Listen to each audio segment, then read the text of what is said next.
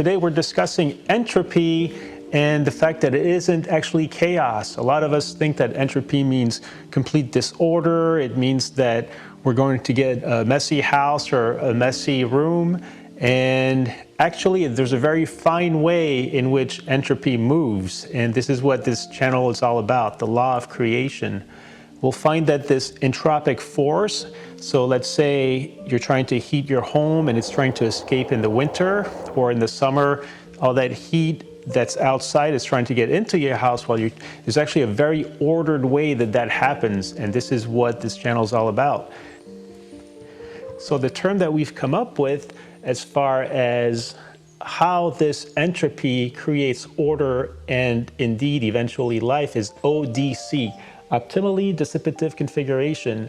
And this is Nebula the Physics Cat, and she's a very good example of ODC, Optimally Dissipative Configuration. She wasn't always a large physics cat, she was once a tiny little physics cat.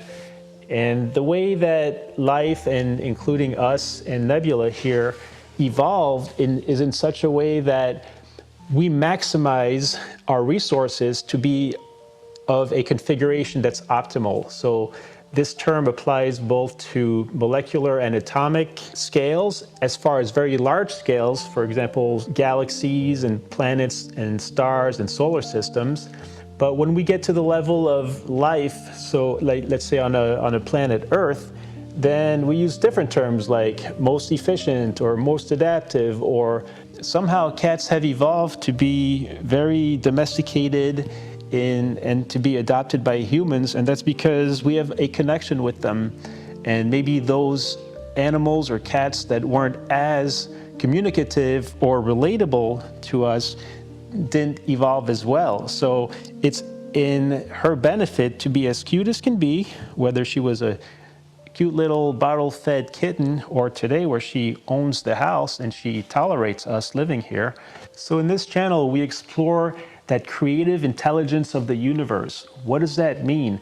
Well, we know that us humans, when we're building something or inventing something, or let's say you're in your kitchen and you find a new way to configure your tools and utensils so that you can better do what you need to do, how does that relate to the intelligence of the universe? Well, we found that from a very molecular level, which includes the, let's say, the primordial soup or the primordial ooze that we came from, all those molecules and atoms actually configured themselves, self-assembled in a way that they would be optimally dissipative. And what that means is that even though billions and trillions of interactions are taking place, only the ones that are most dissipative, which means they help energy and matter move the most, are the ones that win. And if we think about how we organize our day, for example, the way we commute to work, we take the shortest route, right? We wouldn't think of taking an extra 15 minutes, unless you're the boss, I guess, to get there any later or have it cost any more than it does. And this is where we have that link between the creative intelligence of the universe, how the stars and galaxies are formed, to what we are and what we actually do.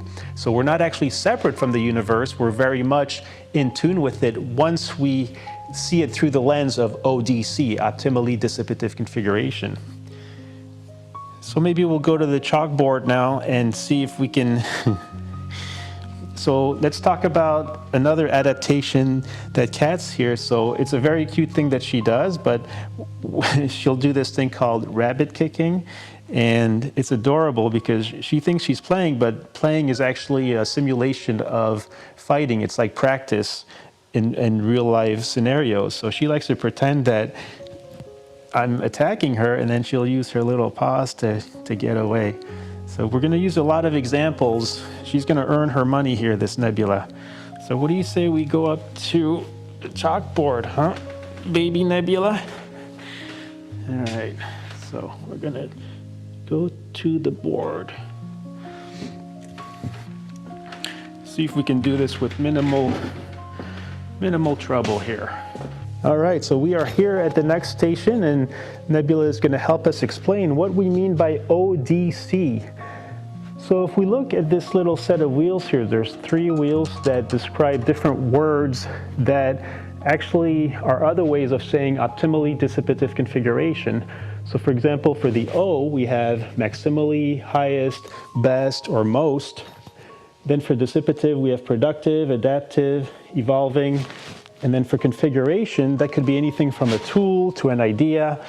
So for example, when we have an engineer design a bridge, we say that that's intelligent because they're going to build something using the tools and their intelligence that's most effective and efficient. So even though we will use words like efficient and best course of action, it still relates back to the intelligence of the universe with the optimally dissipative configuration perspective. And finally, we do have a formula for this, a symbolic formula, a physics formula like E equals mc squared. But in this case, what we have is this symbol here, the S with the dot on top of it. That's the maximal entropy production design. And so within the constraints that the system has, the answer will be the maximum entropy production within the constraints is the ODC. All right, so let's make our way to the Atomizer. So here we have the entropic model of the universe. And what that means is that, as we can see here, this represents the Big Bang over here.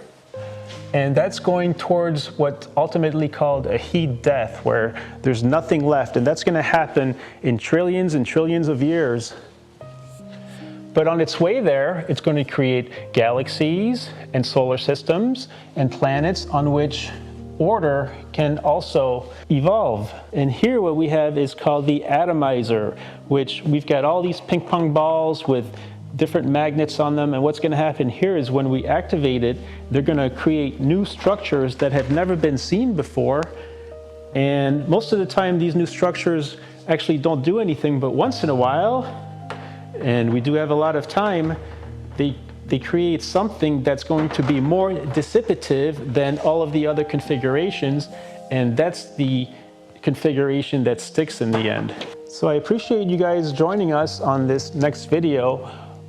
And I appreciate your comments and questions below. If you'd like me to try to explain how something that you might think of that couldn't possibly be coming from entropy or optimally dissipative configuration, I have written a bunch of books here, and I'll be reading those live on the channel as well. And they kind of explain how we get ourselves and all sorts of other configurations. So thanks for joining me for another episode on Law of Creation. We'll see you later. Bye-bye. Say bye-bye.